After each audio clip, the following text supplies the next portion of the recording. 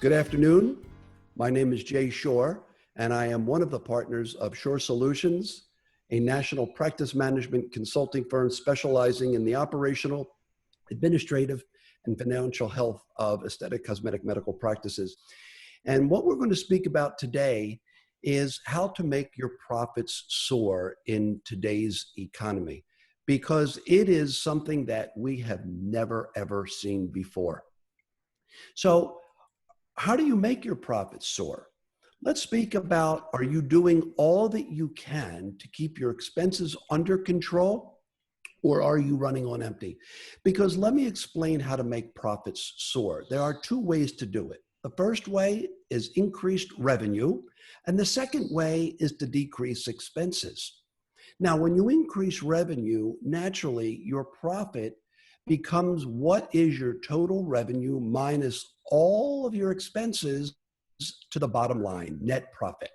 When you do that, only a certain percentage of your actual revenue becomes profit.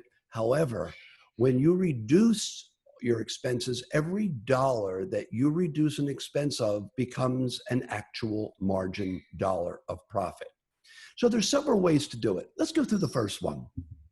Lowering your credit card processing fees. People really don't understand what goes into lowering of credit card processing fees.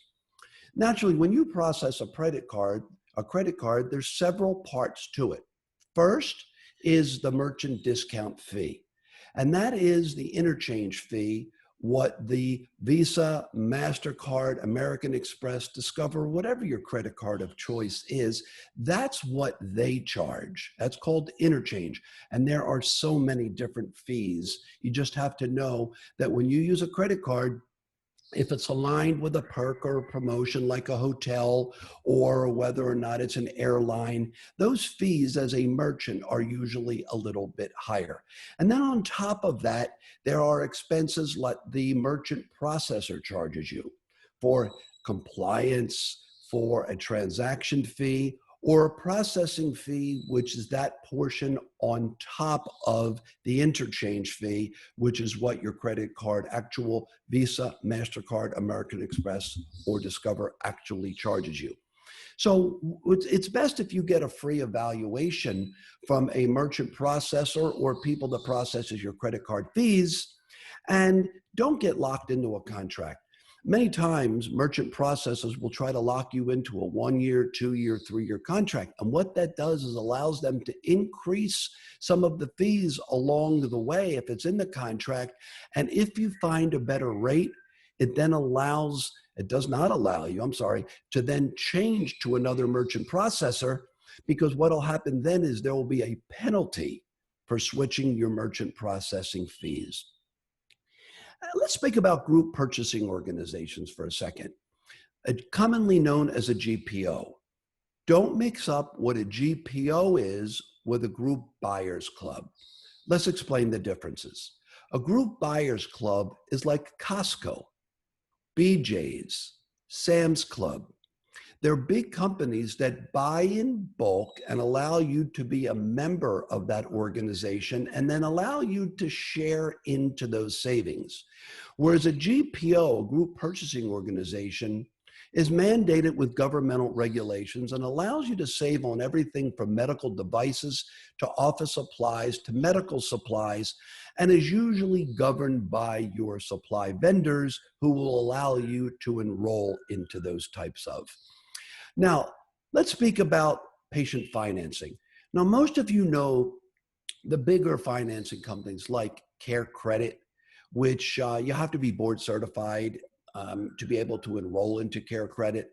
And then there's Lending Tree, and then there's Alpheon, and then there's other ones. Shorr Solutions sponsors one through a 0% interest credit card, which allows you as the medical practice to help the patient finance their dream procedure at 0% interest over 3 to 22 months.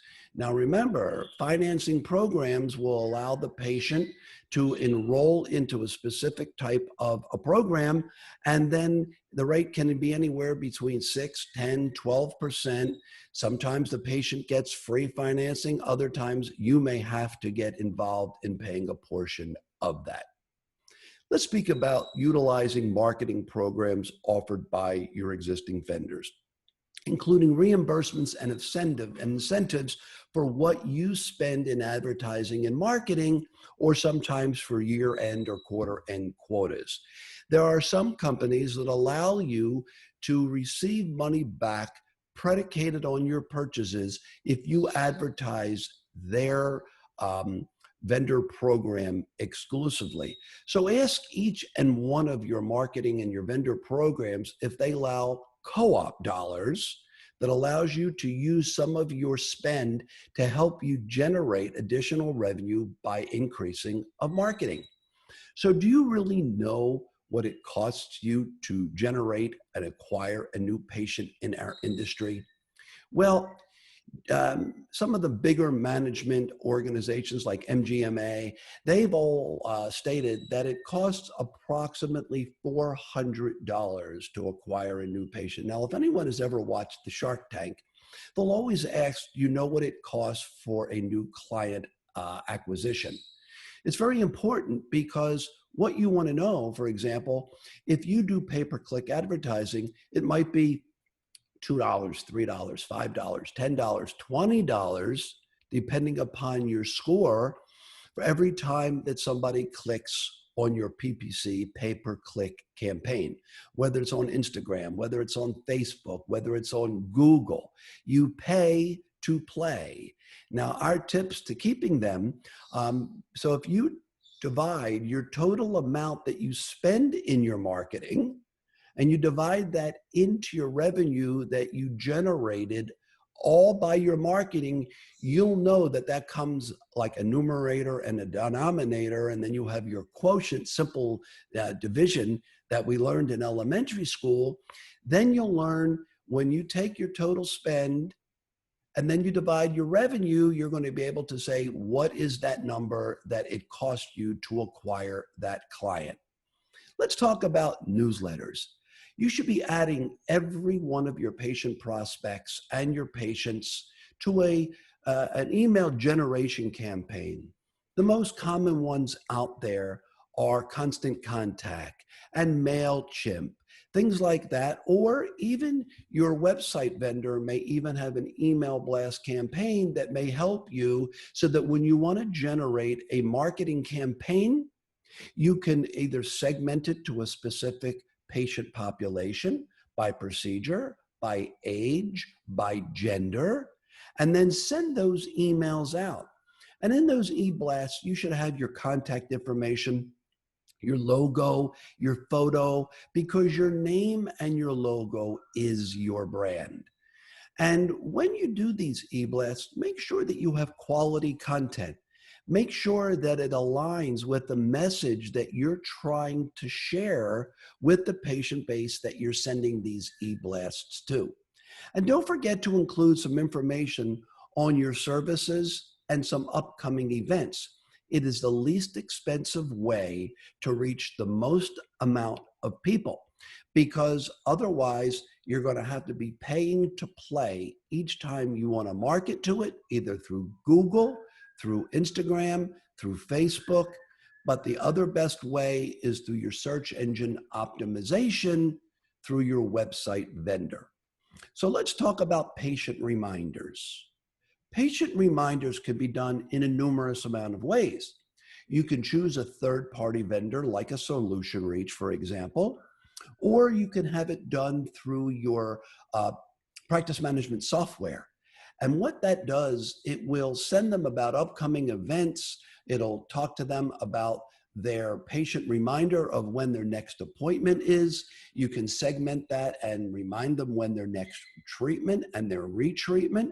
And when a patient hasn't returned to your office, for example, any of the dermal fillers or neuromodulators, which are 3-month retreatments on an average for your neuromodulators, and your dermal fillers an average of about 6 months, sometimes 12 months.